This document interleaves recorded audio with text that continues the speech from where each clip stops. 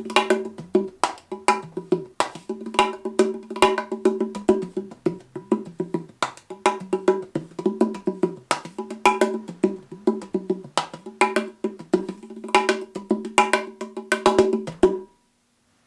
I'm Caden Painter here at Different Drummer Pottery, home of the Crock drums. We're going to be doing a series of tutorials on our playing style, and this first one we're just going to be covering the very basics of how to hit the drum. To really get an effective tone out of your drum, you need to become familiar with the concept of hitting through the drum head.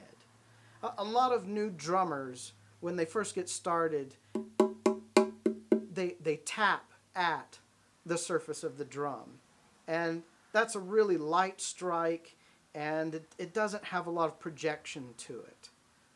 So when I say strike through the drum, rather than hitting at this surface and pulling away, you need to think about hitting at a point below the plane of the drum head. And to practice this, you can start by just holding your hand above the drum surface and drop it. Just drop your hand beyond the drum.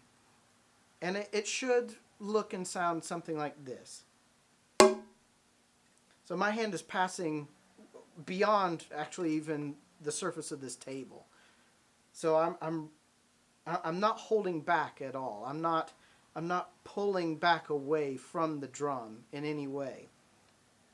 I'm just allowing my hand, my fingers to really just smack the surface of the drum. You can always choose to play softer should you need to. But when you first get started, you really need to know how to strike the head and really strike it so that you can get that projection.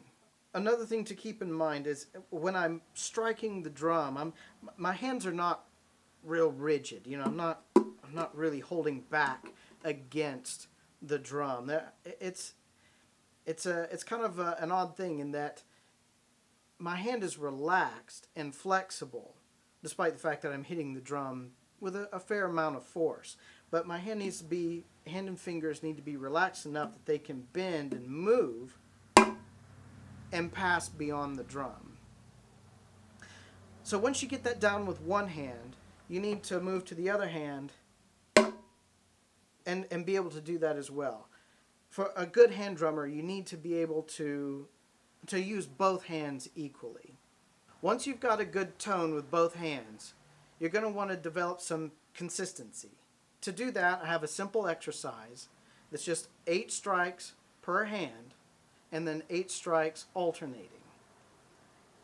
You'll start with a slow tempo and then gradually work up faster and faster. So we'll start with just 1, 2, 3, 4, 5, 6, 7, 8. 1, 2, 3, 4, 5, 6, 7, 8. 1, 2, 3, 4, 5, 6, 7, 8. 1, 2, 3, 4, 5, 6, 7, 8. And then you'll just continue to repeat that. And then once you're comfortable with the slower tempo and work up faster, it should begin to sound something like this. 1, 2, 3, 4, 5, 6, 7, 8. 1, 2, 3, 4, 5, 6, 7, 8. 1, 2, 3, 4, 5, 6, 7, 8. And continue.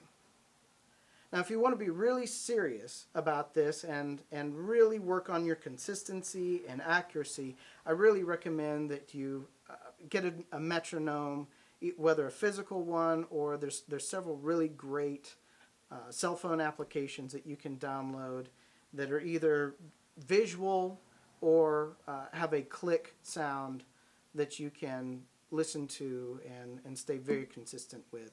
And I would really encourage you to download an app like that or get a physical metronome and make that a regular part of your practice. Now, as an added bonus, if you want to change up or add something extra to this exercise to push yourself a little bit, you can throw in a double time section of 8 counts. And I'll demonstrate what I mean by that. 1, 2, 3, 4, 5, 6, 7, 7, 8. 1, 2, 3, 4, 5, 6, 7, 8. 1, 2, 3, 4, 5, 6, 7, 8. 1, 2, 3, 4, 5, 6, 7, 8. 1, 2, 3. And then continue to repeat. Thanks for watching this beginning tutorial. As we move through this series, we'll work our way up through more and more complex techniques. So be sure to subscribe and follow us on Facebook so you can stay up to date with the latest video.